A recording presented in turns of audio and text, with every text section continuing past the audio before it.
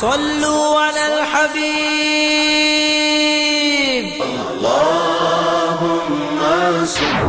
حضور صلی اللہ علیہ وسلم کو تو یقین تھا نا کہ میں اللہ کا نبی ہوں، میرا سٹیٹس کیا ہے۔ وَاعْلَمُوا أَنَّ فِيكُمْ رَسُولَ اللَّهِ۔ وہ قرآن جو تھا وہ براہ راست رسول اللہ صلی اللہ علیہ وسلم کے قلب پر نازل ہوا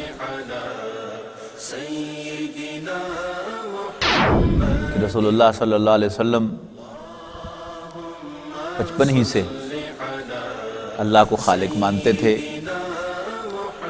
اور عبادت کے لائق مانتے تھے اور اس کی عبادت میں کسی اور کو شریک نہیں کرتے۔ الحمدللہ رب العالمین والصلاة والسلام علی رسولہ الکریم، اما بعد فاعوذ باللہ من الشیطان الرجیم، بسم اللہ الرحمن الرحیم۔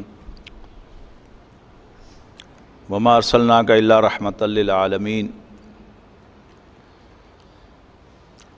رسول اللہ صلی اللہ علیہ وسلم کی سیرت مطہرہ کے سلسلے میں ذرا ذہن میں تازہ کر لیجئے۔ رسول اللہ صلی اللہ علیہ وسلم کی پیدائش اس حال میں ہوئی کہ آپ کے والد گرامی کا پہلے ہی انتقال ہو چکا تھا۔ 5 برس کی عمر میں 6 برس کی عمر میں والدہ کا انتقال ہوا، 8 برس کی عمر میں دادا کا انتقال ہوا، فائنلی آپ اپنے چچا ابو طالب کی ڈائریکٹ سپرویژن میں آئے، خاندان کے سربراہ ہونے کے ناطے سے، خاندانی روایت کے مطابق۔ آپ نے بچپن میں غلہ بانی بھی کی اور بھیڑ بکریاں بھی چرائیں، دوسرے کسی قبیلے کے جانور چرائے چند ٹکوں کے عوض آپ کے اپنے فرمان کے مطابق۔ بلوغ کے بعد چچا نے ان کو تجارت کے پیشے سے وابستہ کیا۔ آپ ایک انوکھے سیلز مین کی حیثیت سے مشہور ہوئے، جو اپنے مال کا نقص بھی بتاتا تھا اور مال بھی بیچتا تھا۔ صادق اور امین کا لقب پایا، سچا اور دیانتدار۔ اسی اثناء میں خدیجہ نامی خاتون، خدیجہ بنت خویلد، جو 2 دفعہ بیوہ ہو چکی تھیں، بہت مالدار تھیں، انہوں نے خواہش ظاہر کی کہ تم میرا مال لے کر جاؤ، ساتھ اپنے ایک غلام کو بھی بھیجا۔ غلام نے آ کر تصدیق کی ان تمام باتوں کی جو اس کی مالکن نے سن رکھی تھیں اس نوجوان کے بارے میں صلی اللہ علیہ وسلم، اور بھی زیادہ امپریس ہوئیں، شادی کا پیغام بھیجا۔ 25 برس کی عمر میں رسول اللہ صلی اللہ علیہ وسلم کی شادی حضرت خدیجہ سے ہوئی، جبکہ حضرت خدیجہ اس وقت 40 برس کی تھی۔ جب آپ کی عمر مبارک 40 برس کی تھی تو آپ پر پہلی وحی آئی۔ انیشلی نبی اکرم صلی اللہ علیہ وسلم نے اپنا تعارف پبلکلی نہیں کروایا، آپ کی کلوز سرکل کے اندر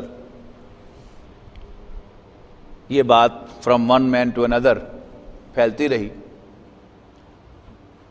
اور کچھ لوگ اسلام لے آئے۔ نبوت کے 3 سال آپ کو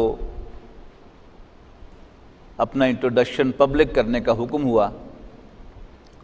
پہلے اپنے خاندان میں آپ نے اس کو ڈسکلوز کیا ایک ڈنر کے موقع پر، آپ نے کھانے پر بلایا، اور کھانے کے بعد آپ کھڑے ہوئے خطاب کرنے کے لیے، جو ہی گفتگو شروع کی تو ابو لہب جو آپ کا چچا تھا اس نے شور مچا دیا اور بات کرنے ہی نہیں دی۔ 2 ہفتے کے بعد پھر آپ نے کھانے پر بلایا، اس بار لوگوں نے بات سن لی۔ حضرت علی رضی اللہ تعالیٰ عنہ جو حضور کے چچا زاد بھائی تھے، عمر میں چھوٹے تھے، انہوں نے کھڑے ہو کر اعلان کیا کہ بھائی اگرچہ میری ٹانگیں پتلی ہیں اور میری آنکھیں دکھتی ہیں، لیکن میں آپ کے ساتھ ہوں۔ سارے خاندان نے کہہ کر لگا دیا کہ لو یہ ہیں اللہ کے رسول اور یہ ان کے ساتھی۔ پھر حکم ہوا کہ اب پبلکلی اناؤنس کرو۔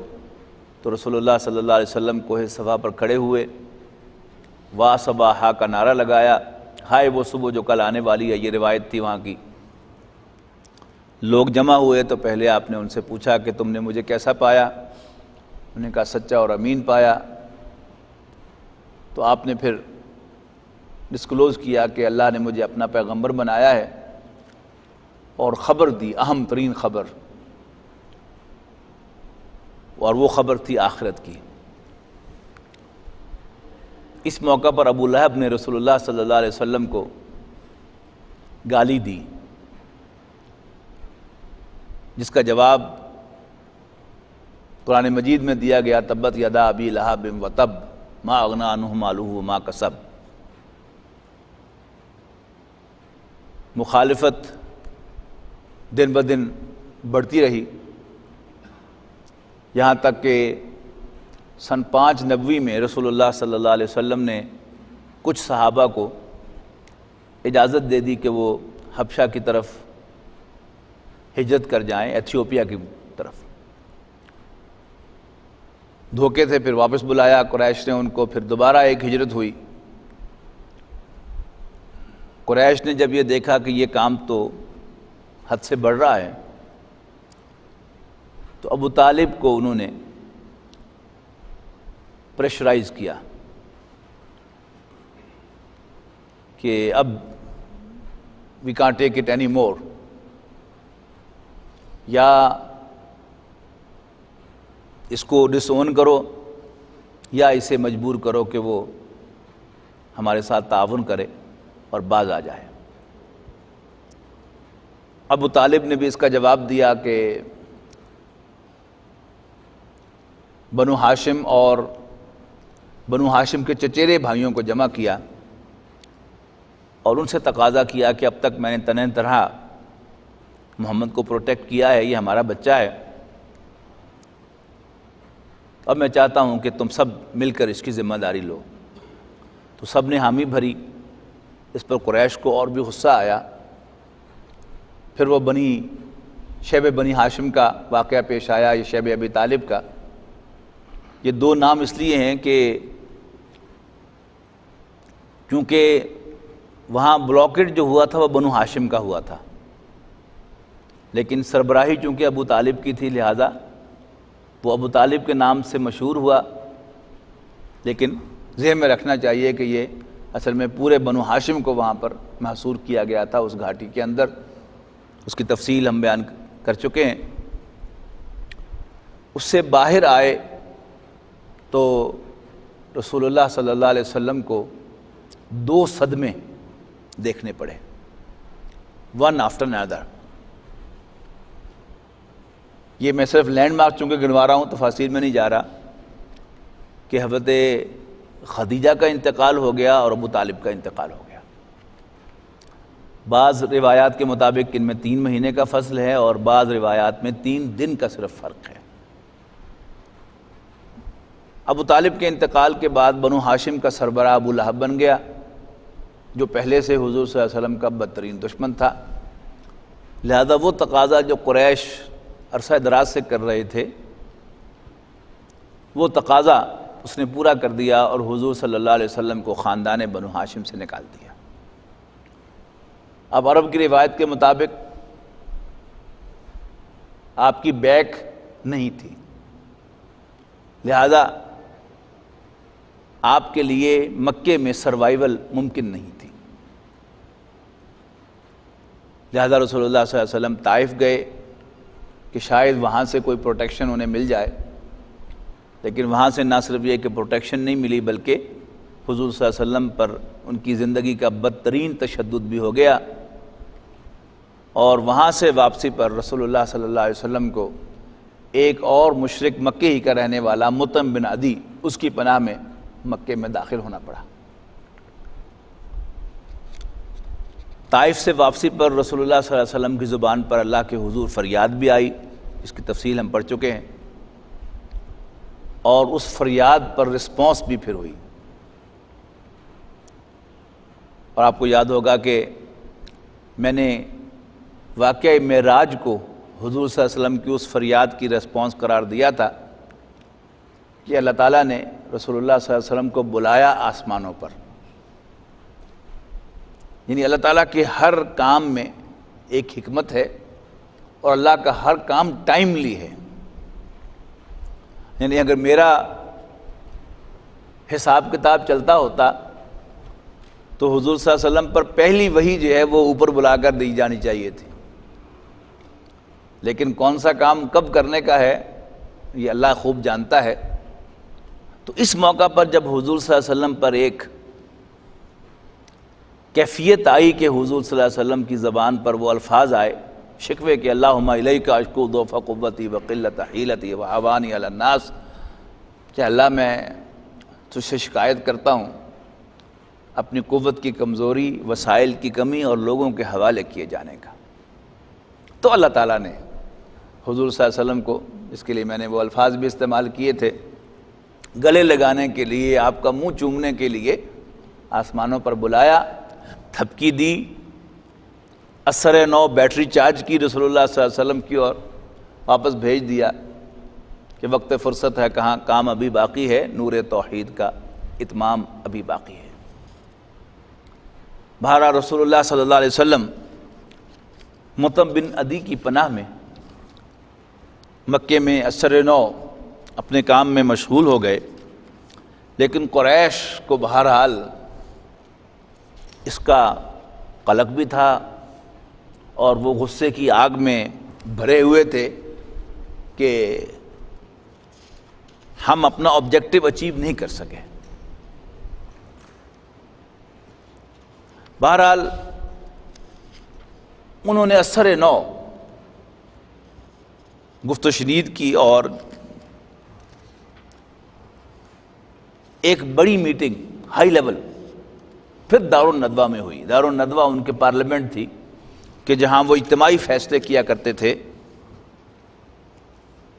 اور وہاں انہوں نے ایک قرارداد پاس کی مل جل کر کہ کسی انڈیویجول کے لیے تو اب آپ کو قتل کرنا ممکن نہیں رہا، لہذا اجتماعی طور پر ہم رسول اللہ صلی اللہ علیہ وسلم پر حملہ کرتے ہیں تاکہ یہ پتہ ہی نہ چلے کہ کون قاتل ہے. اور تمام قبیلوں کے لوگ، تمام خاندانوں کے لوگ چونکہ اس سیکشن میں شامل ہوں گے، لہذا بنو ہاشم تو پہلے ہی ڈسون کر چکے تھے،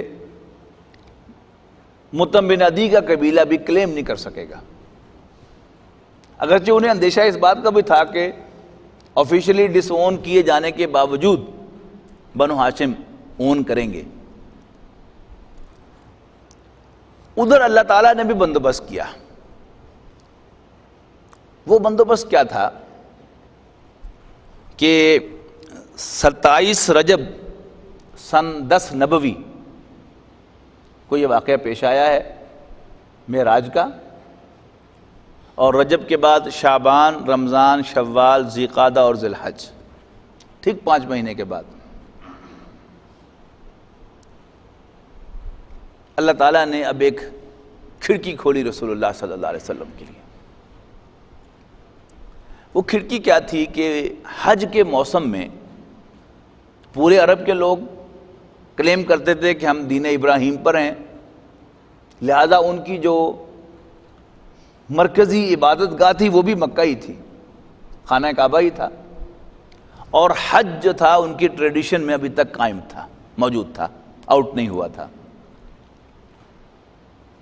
مدینہ منورہ سے، یعنی مدینہ منورہ تو اب اس کا نام ہے حضور صلی اللہ علیہ وسلم کے حوالے سے مدینۃ النبی، نبی صلی اللہ علیہ وسلم کا شہر، اسی کو پھر اب ہم مزید اختصار کر کے کہتے ہیں المدینہ، اور پھر اس میں ساتھ ادب اور احترام کو شامل کرتے ہوئے المدینۃ المنورہ.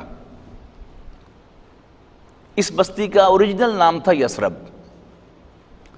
یثرب کے 5 افراد یا 6 افراد، یعنی اکثر روایات کے مطابق 5 ہیں، لیکن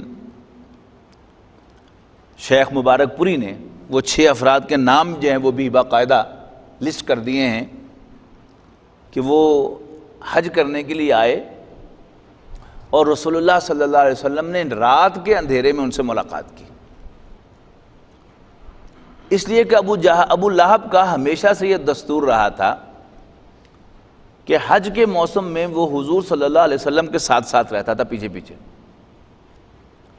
ہر باہر سے آئے ہوئے شخص سے جب رسول اللہ صلی اللہ علیہ وسلم نے کھڑے ہو کر کوئی گفتگو کی تو فوراً حضور کے بعد وہ جا کر اس سے ملا کہ اس کی باتوں کو کی طرف دھیان نہ دینا، پاگل آدمی ہے معاذ اللہ۔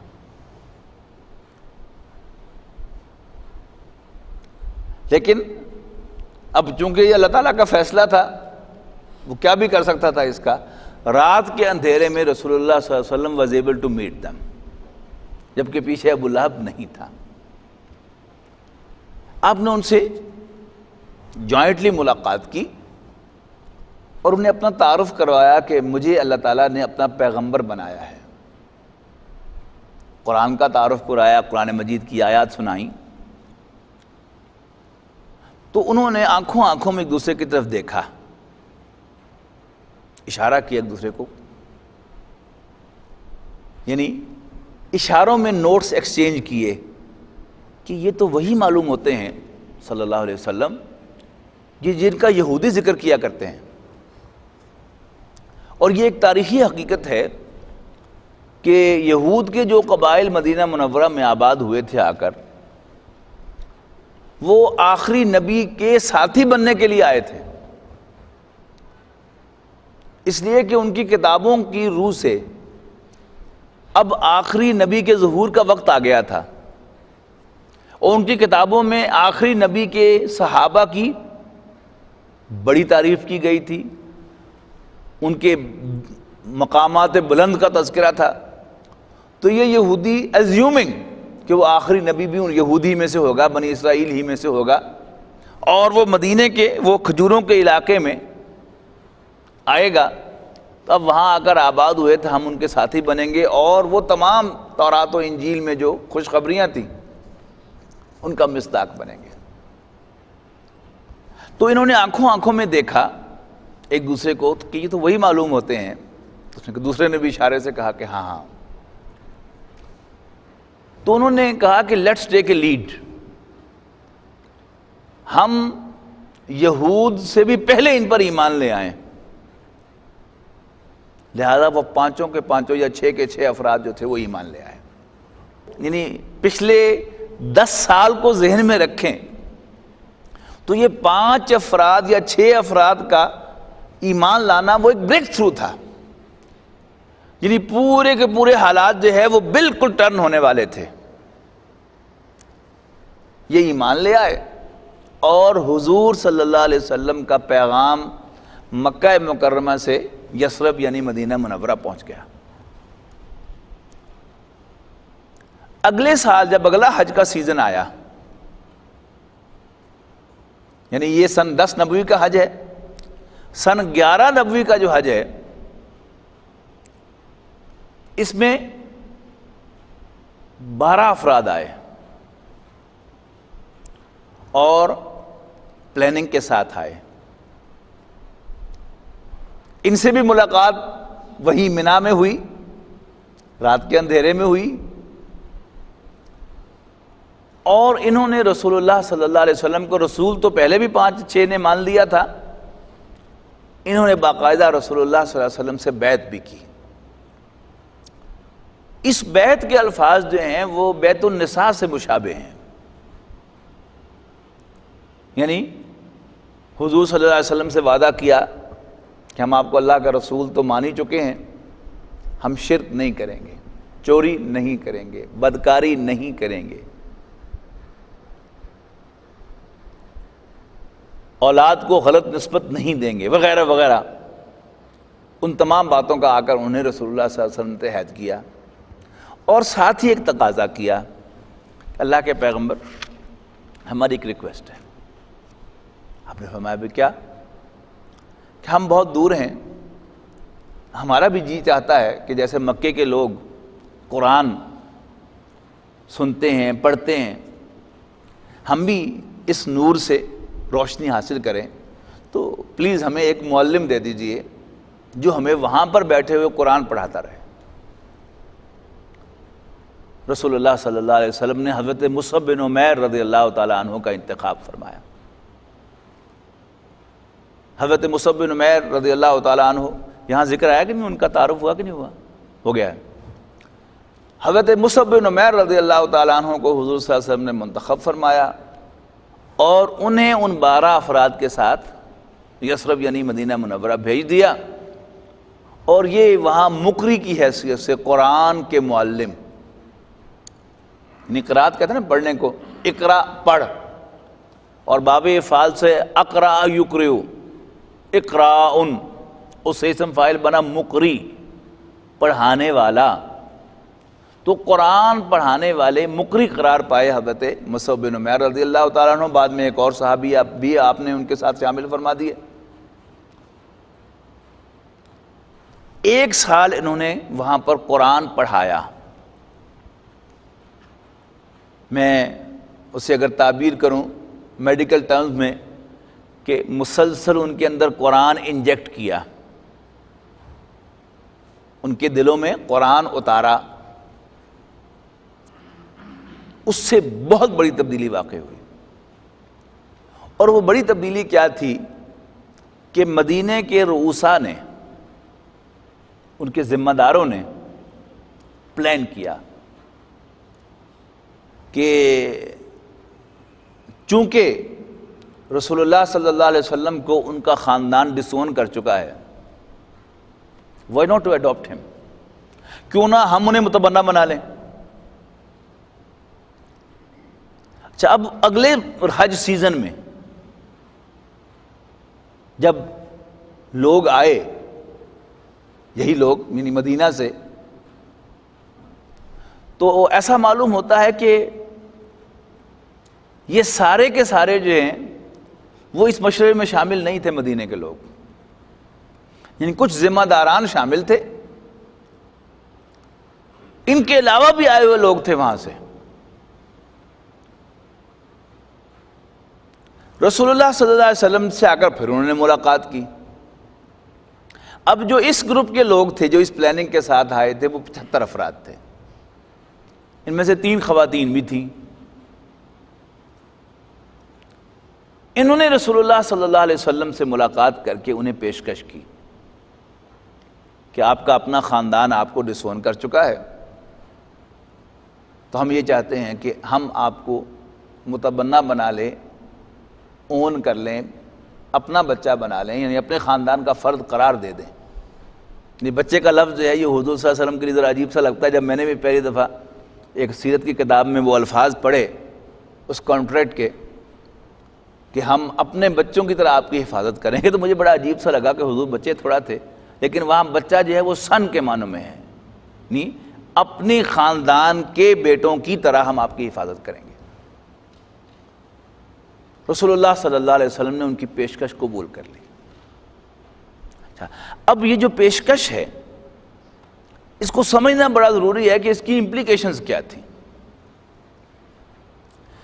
بنو ہاشم نے ابو لہب کی سربراہی میں رسول اللہ صلی اللہ علیہ وسلم کو ڈسون کیوں کیا تھا؟ قریش کے تقاضے پر کیا تھا، یعنی قریش نے ان کو دشمن نومینیٹ کیا اور ان کی خواہش تھی کہ ہم اس کو قتل کر دیں، معاذ اللہ صلی اللہ علیہ وسلم۔ لیکن بنو ہاشم انہیں پروٹیکٹ کیے ہوئے تھے۔ اب یہی پروٹیکشن جو تھی وہ ایکسٹینڈ کرنے والے تھے یثرب کے لوگ، اوس اور خزرج کے لوگ رسول اللہ صلی اللہ علیہ وسلم کے لیے۔ تو اس موو کا مطلب کیا تھا کہ اب وہ قریش کے ساتھ دشمنی مول لیں گے، حضور صلی اللہ علیہ وسلم کی جد و جہد میں شریک ہوں گے اور قریش کی دشمنی مول لیں گے۔ رسول اللہ صلی اللہ علیہ وسلم کے ساتھ وہ جو میں نے عرض کیا تھا نا کہ بنو ہاشم اگرچہ آفیشیلی ڈسون کر چکے تھے رسول اللہ صلی اللہ علیہ وسلم کو، لیکن انڈیویجولی افراد ابھی بھی ان پرائیویٹ وہ حضور صلی اللہ علیہ وسلم کو اون کرتے تھے۔ اور روایات سے ثابت ہوتا ہے کہ جب یہ گفت و شنید چل رہی تھی تو حضرت عباس بھی حضور صلی اللہ علیہ وسلم کے ساتھ تھے، اگرچہ ایمان نہیں لائے تھے ابھی تک وہ. اور انٹرسٹنگلی غزوہ بدر میں وہ قریش کی طرف سے شریک ہوئے تھے اور قیدی بھی بنے تھے، لیکن اس گفتگو میں وہ شریک تھے. اور انہیں اوس اور خزرج کے لوگوں سے کہا کہ تمہیں سینسز میں ہو، تمہیں اندازہ ہے کہ تم کس طوفان کو دعوت دے رہے ہو؟ انہوں نے کہا یس، ہمیں خوب اندازہ ہے، ہم سوچ سمجھ کر یہ فیصلہ کر رہے ہیں، یہ دعوت پیش کر دعوت دے رہے ہیں. بہرحال چونکہ وہ رسول اللہ صلی اللہ علیہ وسلم کے ساتھی بنے اور انہیں قریش سے دشمنی مول لی، ہوتا ہے نا، یعنی جو بڑے ملک ہوتے ہیں، آج بھی ہم دیکھتے ہیں کہ امریکہ اگر کسی شخص کو اپنا دشمن نومینیٹ کر دے تو جو ملک بھی اس کو پناہ دیتا ہے اس کو امریکہ اپنا دشمن سمجھتا ہے. تو قریش یقیناً یثرب والوں کو اپنا دشمن سمجھنے والے تھے اور انہوں نے سمجھا، اور رسول اللہ صلی اللہ علیہ وسلم کو بھی اس کا خوب اندازہ تھا. لہذا رسول اللہ صلی اللہ علیہ وسلم نے فوراً ان میں کچھ ذمہ دار مقرر کیے کہ اچھا اگر تم میرے دست و بازو بننا چاہتے ہو تو فرسٹ لرن ٹو اوبے، کہنا ماننا سیکھو. لہذا آپ نے 12 نقیب مقرر کیے، 9 بڑے قبیلے خزرج میں سے اور 3 چھوٹے قبیلے اوس میں سے. اور پھر ان افراد سے جو مدینے سے آئے ہوئے تھے ان سے ایک بیعت لی. یہ بیعت جو ہے یہ بیعت عقبہ ثانیہ کہلاتی ہے. جو اس سے 1 سال قبل بیعت ہوئی تھی اسے تاریخ میں بیعت عقبہ اولیٰ کے نام سے محفوظ کیا گیا ہے، عقبہ کی پہلی بیعت. اور یہ بیعت جو ہے یہ بیعت عقبہ ثانیہ کہلاتی ہے، دوسری بیعت. اس بیعت میں رسول اللہ صلی اللہ علیہ وسلم نے اوس اور خزرج کے لوگوں سے ان 12 نقباء کی اطاعت کا حلف لیا. حضرت عبادہ ابن صامت رضی اللہ تعالیٰ عنہ راوی ہیں، اور یہ بیعت جو تھی تقریباً انہی الفاظ کے ساتھ تھی کہ جو بعد میں جب مکہ فتح ہوا تو آپ نے خلافت کی بیعت دی، وہ بھی تقریباً انہی الفاظ کے ساتھ تھی. الفاظ کیا ہیں؟ بایعنا رسول اللہ صلی اللہ علیہ وسلم، ہم نے رسول اللہ صلی اللہ علیہ وسلم کے ہاتھ پر بیعت کی، یعنی آپ سے وعدہ کیا، علی السمع والطاعۃ، سننے اور ماننے کا، لسن اینڈ اوبے کا. لیکن کس سے لسن اینڈ اوبے کرنے کا؟ رسول اللہ صلی اللہ علیہ وسلم نہیں. وہ 12 نقیب، یہ آگے کے الفاظ واضح کر دیتے ہیں کہ کس کی اطاعت کے حلف لے رہے تھے رسول اللہ صلی اللہ علیہ وسلم.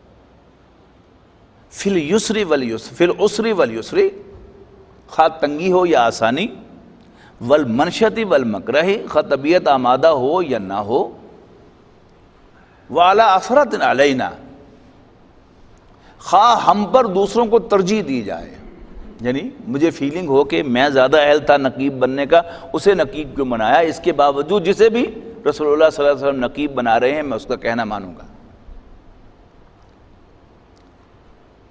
وَأَلَّا نُنَازِعَ الْأَمْرَ أَهْلَهُ، اور اس بات پر بھی میں نے بیعت کی، ہم نے بیعت کی کہ ہم جو بھی فیصلہ کرنے کے اہل ہوں گے ان سے جھگڑیں گے نہیں.